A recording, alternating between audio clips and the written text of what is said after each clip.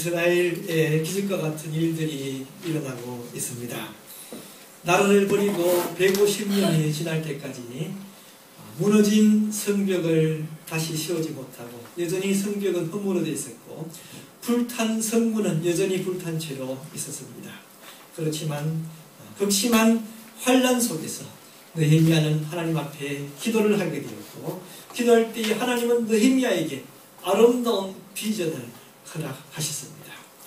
그래서 150년 만에 기적과 같은 일들이 일어나고 있습니다.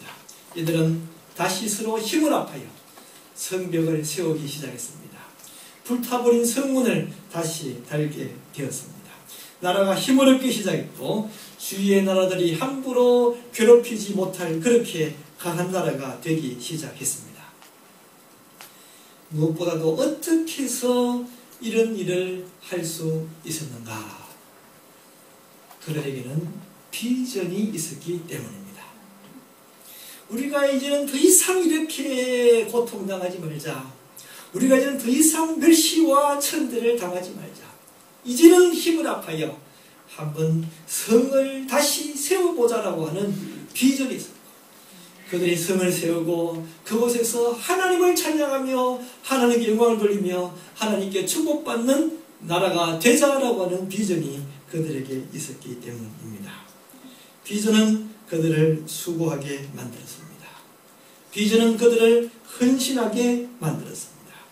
비전은 그들이 하나님께 매어달리면서 기도하면서 하나님의 일을 하도록 만들었습니다. 여러분들도 비전을 가지시기를 바랍니다. 아멘.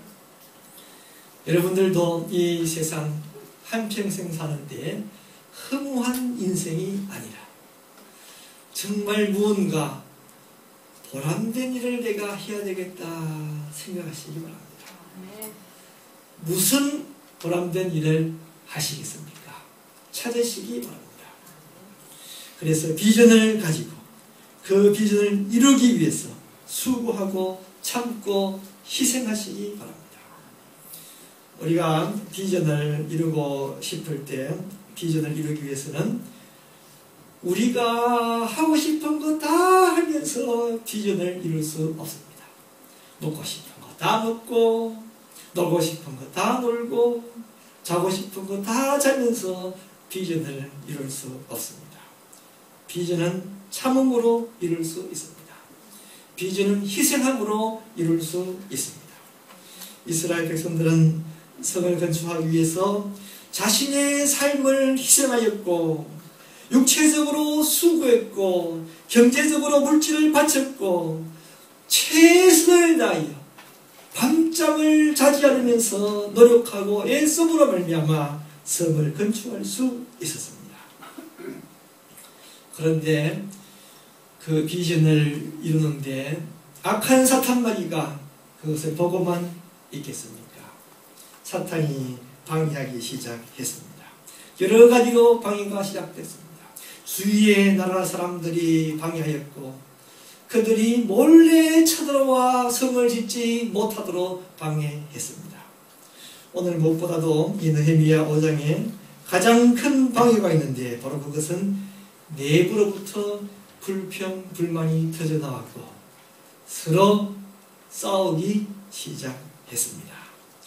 본문 이 사실은 읽기는 느헤미야 5장 6절에서 8절 읽었지만 사실은 느헤미야 5장 전체가 본문이 되는데 느헤미야 5장 1절을 보면 우리 성경 가지신 분들은 우리 한번 느헤미야 5장 1절을 한번 같이 읽으시면 좋겠습니다. 느헤미야 5장 1절 구약성경 732면입니다. 한번 다 같이 읽으시겠습니다. 그때의 백성들이 그들의 아내와 함께 크게 부르짖어 그들의 형제인 유다 사람들을 원망하는데 백성들이 크게 부르짖어 그들의 같은 동족인 유다 사람들을 원망했다고 말하고 있습니다. 뭘 원망하였는가?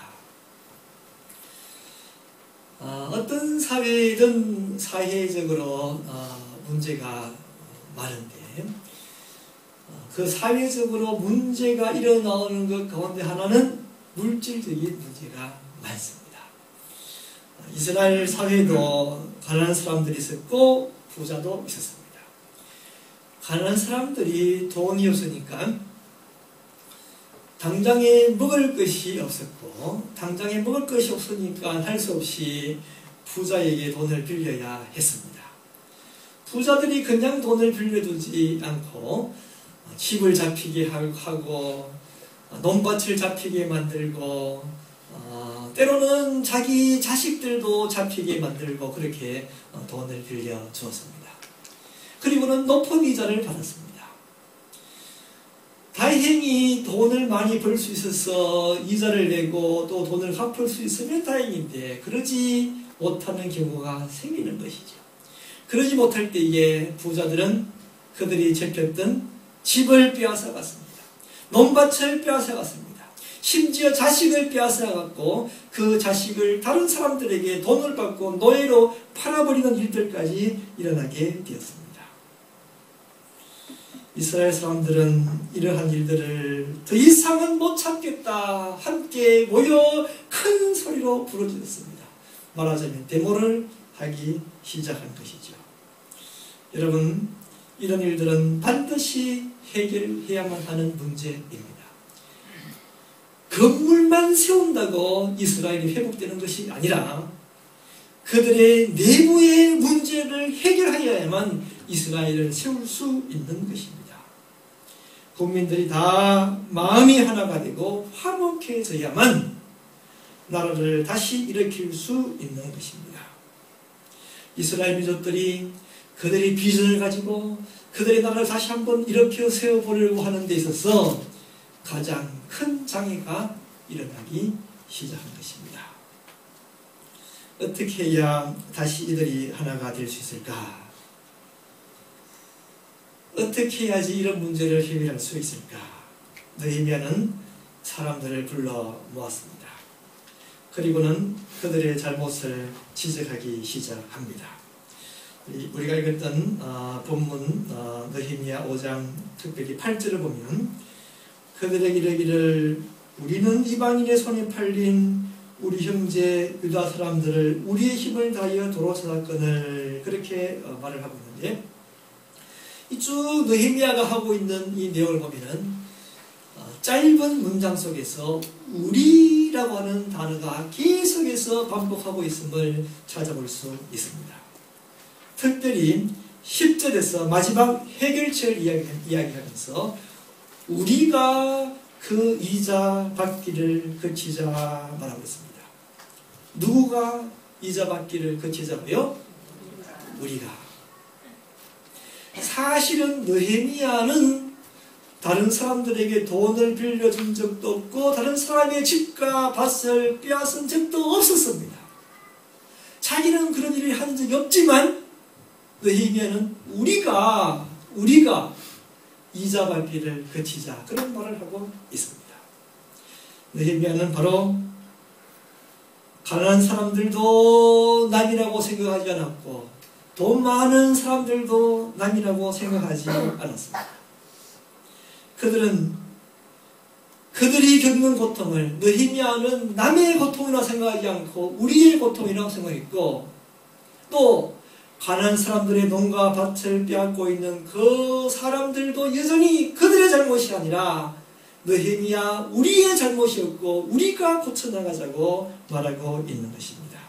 여러분, 어떤 사회든 문제가 생기고 서로 나누어지게 되고 화목하게 되지 못할 때에 근본적인 문제는 무엇입니까?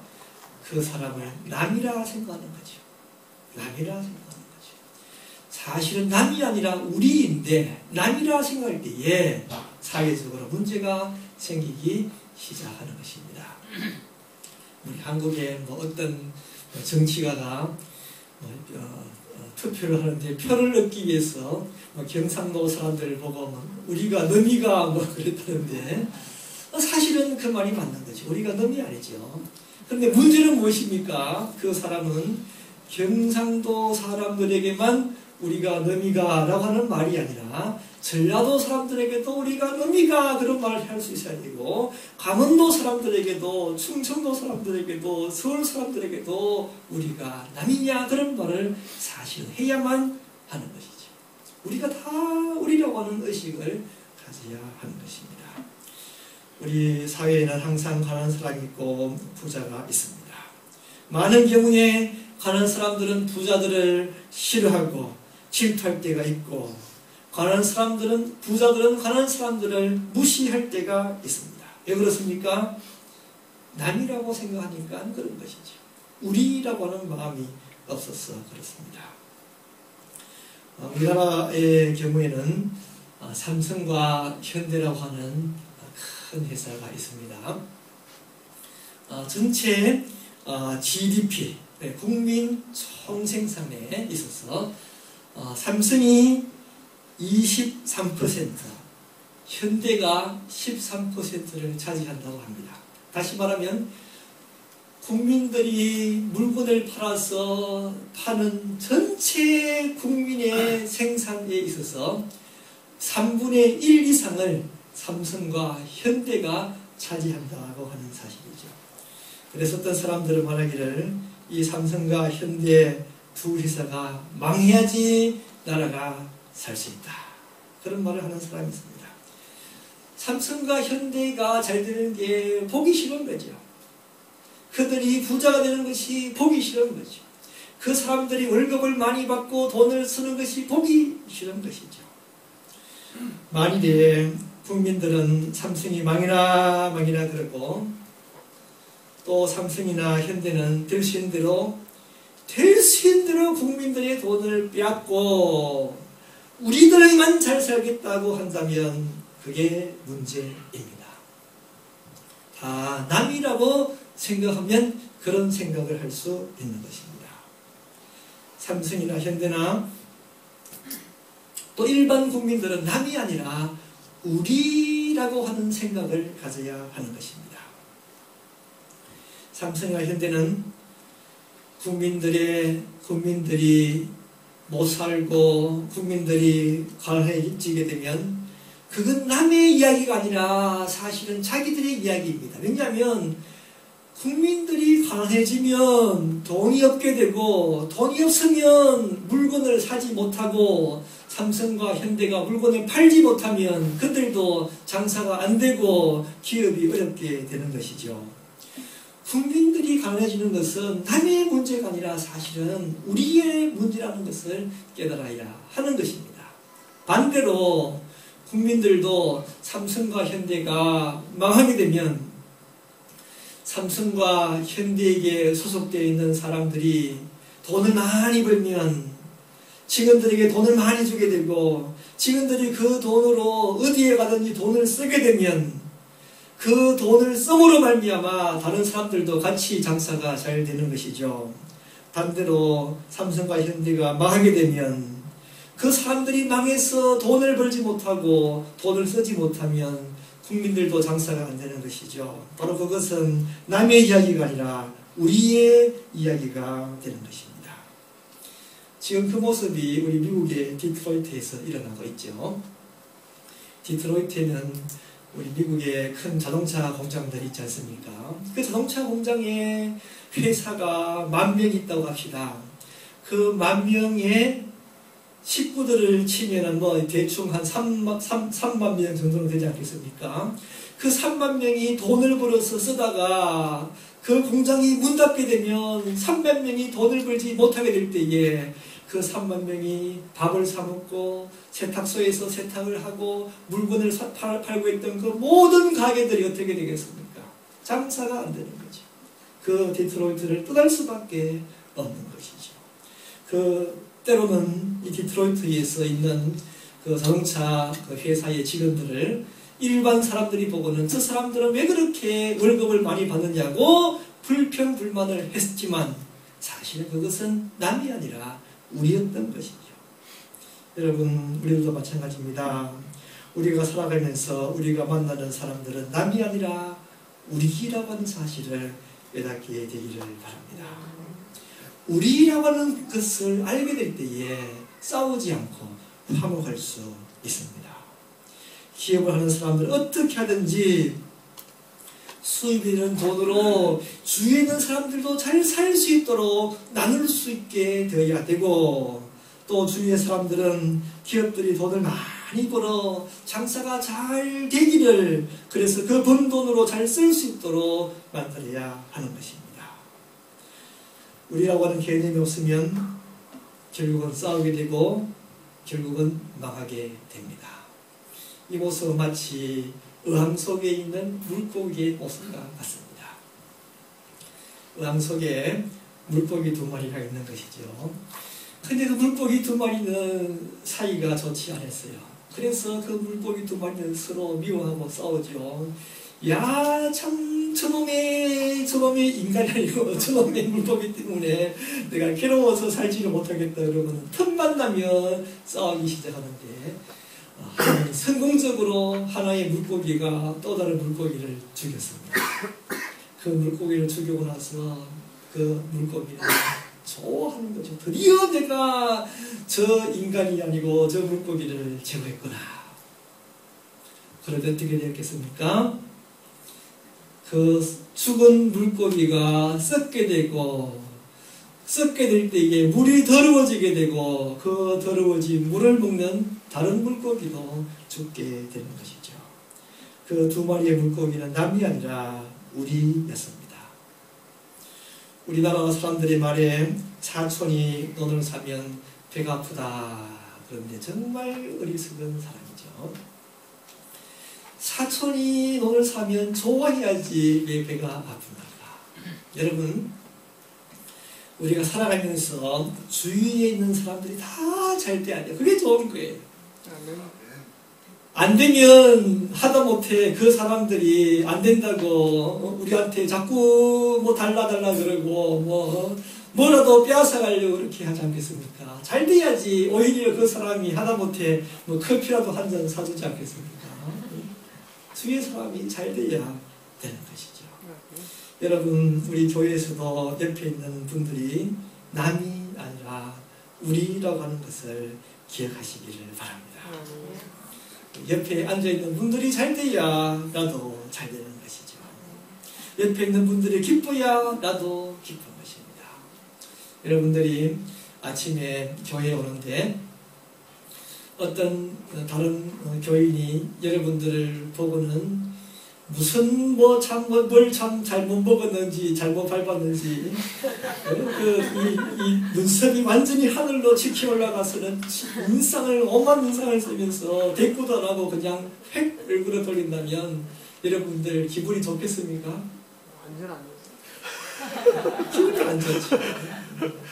반대로 여러분들이 그래도 좀 그냥 묵묵히 참 힘들고 어려워서 참 교회에 오는데 어떤 분이 여러분들을 보고는 막 반갑게 와서 손을 이렇게 만지고 기뻐하면 나도 기쁘게 되는 것이죠. 여러분, 그건 바로 남이 기쁘면 나도 기쁘고 남이 힘들면 나도 힘들어진다라고 하는, 우리는 남이 아니라 우리라고 하는 것을 증거하고 있는 것입니다. 여러분, 정말 우리가 우리라고 하는 사실을 기억하시기를 바랍니다. 옆에 있는 분들에게 사랑합니다 한번 인사하십시오.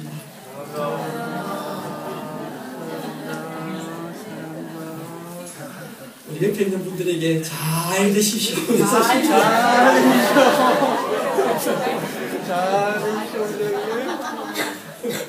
우리가 잘 돼야 다 잘 됐어요. 성경에서는 우리가 얼마나 가까운 사이인가 하니까 한 몸을 이루는 지체라고 했습니다. 팔이 다르고 다리가 다르지만 팔과 다리는 남이 아니라 한 몸인 것처럼 우리가 다르지만 우리는 남이 아니라 한 지체를 이루고 있는 것입니다. 로마서 12장 5절에서 이와 같이 우리 많은 사람이 그리스도 안에서 한 몸이 되어 서로 지체가 되었느니라. 그래서 어떡합니까? 우리는 지체가 되었으니까 이 로마서 12장 뒷부분 10절부터 계속해서 지체가 되었으니까 어떻게 해야 되는가를 가르쳐주고 있습니다. 한번 들어보시기 바랍니다. 형제를 사랑하여 서로 우애하고 존경하기를 서로 먼저 하며 부지런하여 게으르지 말고 열심을 품고 주를 섬기라. 소망 중에 즐거워하며 환난 중에 참으며 기도에 항상 힘쓰며. 또 계속해서 말하고 있습니다. 로마서 12장 13절 성도들의 쓸 것을 공급하며 우리이기 때문에 쓸 것도 공급하는 것이죠. 성도들의 쓸 것을 공급하며 손 대접하기를 힘쓰라. 너희를 박해하는 자를 축복하라. 축복하고 저주하지 말라. 우리이기 때문에 설사 누가 우리를 박해한다 하더라도 그들을 저주하지 말고 우리이기 때문에 축복해 주라 말하고 있습니다. 즐거워하는 자들과 함께 즐거워하고 우는 자들과 함께 울라. 이게 반대가 되면 골치 아프겠죠. 남이 즐거우면 괴로워하고 남이 괴로워하는 것을 즐거워하면 무슨 심보가 되겠습니까? 즐거워하는 자들과 함께 즐거워하고 우는 자들과 함께 울라. 서로 마음을 같이하여 높은 데 마음을 두지 말고 도리어 낮은 데 처하며 스스로 지혜 있는 채 하지 말라. 아무에게도 악을 악으로 갚지 말고 모든 사람 앞에서 선한 일을 도모하라. 할 수 있거든 너희로서는 모든 사람과 더불어 화목하라. 우리가 지체이기 때문에 모든 사람과 더불어 화목해야 합니다. 내 사랑하는 자들아 너희가 친히 원수를 갚지 말고 하나님의 진노하심이 맡기라. 기록되어서되 원수 갚는 것이 내게 있으니 내가 갚으리라고 주께서 말씀하시니라. 우리 때는 원수 갚았다고 좋아할 것이 아니라 원수 갚는 그 일로 말미암아 나에게도 똑같은 고통이 주어지게 되니까 우리는 원수를 안 갚는 것이 좋은 것입니다. 우리는 다시 한번 우리이며 우리이기 때문에 우리가 서로서로 사랑하고 서로서로 존경하고 서로서로 참고 서로서로 이해하고 서로서로 세우시는 분들이 다 되시기를 축원합니다. 이렇게 우리가 다 화목하기를 원하는데 화목하려면 어떻게 해야 될까요? 그 방법이 무엇일까요? 느헤미야는 이렇게 싸우고 불평하는 사람들을 어떻게 화목시켰을까? 느헤미야는 불평하는 백성들과 또 돈이 많아서 돈을 빌려준 사람들을 다 함께 불러 모았습니다. 그리고는 잘못을 지적합니다. 그리고 나서는 이 5장 10절에서 이야기를 합니다. 우리가 이자 받기를 그치자. 그리고 빼앗은 밭이나 가수원이나 집은 다 돌려주고 받았던 이자들도 다 돌려주도록 하자 말을 합니다. 그 말을 들었던 이스라엘 사람들은 그 말에 동의하고 그렇게 하겠다고 맹세하게 됩니다. 여러분, 화목하기 위해서는 내가 희생할 수 있어야 합니다. 내가 남에게 먼저 100% 줄 때에 화목할 수 있습니다. 내가 받기만 바랄 때는 절대로 화목하지 못하고 받기보다는 주기를 즐거워할 때에 화목할 수 있습니다. 여러분들이 손해볼 수 있습니까? 손해를 볼 수 있어야 화목할 수 있습니다.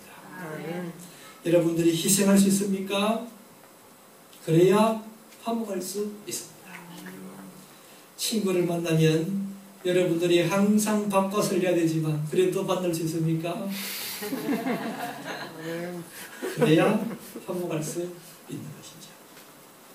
여러분, 성경에서는 주는 자가 복이 있음을 말씀하고 있습니다. 사도행전 20장 35절에 보면 주 예수께서 친히 말씀하신 바 주는 것이 받는 것보다 복이 있다 하심을 기억하여야 할지니라. 주는 사람이 받는 사람보다 복이 있습니다. 한번 상상을 해보시기 바랍니다. 여러분들이 돈이 많아서 돈을 빌려줬다가 그 돈이 떼었습니다. 그래도 돈이 많아서 빌려줄 수 있으니까 다행이지 않습니까? 돈이 없어서 남에게 빌릴 수밖에 없이 살고 돈이 없어서 남에게 빌려서 갚을 돈이 없어서 떼어 먹을 수밖에 없는 그런 사람으로 살고 싶습니까? 아니면 떼이더라도 돈이 많은 게 좋겠습니까? 주는 사람이 받는 사람보다 복이 있습니다. 성경 가르쳐주고 있습니다. 또한 시편 37편 25절을 보면 내가 어려서부터 늙기까지 의인이 버림을 당하거나 그의 자손이 글씨감을 보지 못하였도다. 그는 종일토록 은혜를 베풀어 주고 꾸어주니 그의 자손이 복을 받는도다. 주는 사람은 복이 있어서 그 자손까지 복을 받는다고 말씀하고 있습니다. 뭐든지 주시는 분들이 되시기를 바랍니다. 남을 도와 주시기를 바랍니다. 남을 사랑해 주시기를 바랍니다. 남에게 선물을 주시기를 바랍니다. 남에게 웃음을 주시기를 바랍니다. 남에게 위로를 주시기를 바랍니다. 남을 기도해 주시기를 바랍니다. 뭐든지 받는 것보다는 주시는 것을 기뻐하시는 분들이 되시기를 바랍니다. 여러분들이 가정에서 부인과 남편이 자꾸 싸우시는 분이 있습니까? 화목하시기를 바랍니다. 어떻게 화목할까요? 희생하면 되는 거예요. 희생하고 주면 어떤 분들이 간혹 보면 저에게 묻는 분이 있어요. 목사님, 사모님 싸우십니까? 간혹 질문하는 분들이 있는데 사실은 싸울 수가 있죠. 근데 싸움이 시작되는데 정말 여러분 솔직히 말씀드려요. 싸움이 시작된다 싶으면 저는 그냥 무조건 미안하다 그래요. 어떨 때는 뭐가 미안한지도 모르겠는데 하여간 미안하다 그래요. 하여간 잘못했으니까. 그런데 나중에 지나고 나면 집사람이 저한테 미안하다 그래요. 그때도 좋으면 괜찮아요. 여러분 희생하시기 바랍니다. 주시기 바랍니다. 여러분이 직장에 가면 어떤 직장 사람과 너무너무 미워서 직장 생활을 제대로 할 수 없으니까 주시기 바랍니다. 뭐라도 주시기 바랍니다. 여러분이 희생할 때에 여러분 화목을 이룰 수 있습니다. 그런데 때로는 생각합니다. 내가 정말 희생하는 것이 힘듭니다. 정말 주기가 아깝습니다. 내가 단돈 10불이라도 어떻게 해서 번 돈인데 그걸 어떻게 줄 수 있습니까? 내가 내 것을 버린다는 것이 쉽지 않습니다. 여러분, 내가 돈 10불이라도 왜 남을 위해서 써야 되는가 생각하지만 기억하시기 바랍니다. 우리가 아무리 많이 줘도 그래도 여전히 내가 받은 것이 더 많다는 사실을 기억하시기를 바랍니다. 내가 아무리 내 자신을 다 주기까지 희생한다 하더라도 여전히 내가 받은 것이 더 많다는 사실을 아시기를 바랍니다. 우리 하나님은 나를 위하여 자신의 아들 독자 예수 그리스도까지 나를 위하여 주셨습니다. 나는 아무것도 하나님에게 준 일이 없는데 그런데 하나님은 나를 위하여 예수님을 이 땅에 보내시고 그 예수를 죽여 십자가의 처참하게 죽임으로 말미암아 나를 구원해 주셨습니다. 나는 10원이 아깝고 100원이 아깝지만 예수님은 그의 거룩하신 피를 다 흘리시고 그의 몸을 들이시고 희생하심으로 말미암아 나를 살리셨습니다. 내가 죄를 짓고 그래서 내가 채찍에 맞아야 되지만 우리 예수님이 내 대신에 채찍에 맞으셨습니다. 여러분, 전쟁이 일어났습니다. 그래서 남자들을 다 붙잡아 군인으로 끌고 가게 되는데 어떤 하인이 있고 어떤 주인이 있습니다. 그 하인이 주인 집에서 일을 하고 있는데 그 주인은 높은 귀족이 되어서 아들을 군대에 보내지 않아도 되었습니다. 그런데 그 주인이 그 하인을 너무너무 사랑해서 하인의 아들이 군대 가는 것을 대신해서 자기 귀족의 아들을 군대에 보내고 그 귀족의 아들이 군대에 가서 전쟁터에서 전사 죽게 되었습니다. 여러분, 어떻게 그런 일이 이루어질 수 있습니까? 어떻게 그런 것이 가능합니까? 얼마나 그 사람을 사랑했으면 자기 아들까지 대신 죽게 만들었겠습니까? 우리 하나님이 바로 나를 그렇게 사랑하고 있다는 사실을 기억하시기를 바랍니다. 하나님을 얼마나 사랑하시는지 자신의 독생자 예수 그리스도까지 나를 사랑하셔서 아낌없이 나를 위하여 내어놓으셨다는 사실을 기억하시기를 바랍니다. 하나님이 나를 사랑하셔서 예수님을 십자가에 못 박아 죽게 만드셨습니다. 내가 죄를 지어서 그 죄로 말미암아 내가 고난을 받고 죽어야만 하는데 내 대신 우리 예수님을 이 땅에 보내셔서 예수님을 십자가에서 죽게 만들었었습니다. 얼마나 큰 은혜입니까? 얼마나 큰 축복입니까? 나는 이미 하나님께 너무 많은 것을 받았습니다. 하나님으로부터 너무 많은 축복을 받았습니다.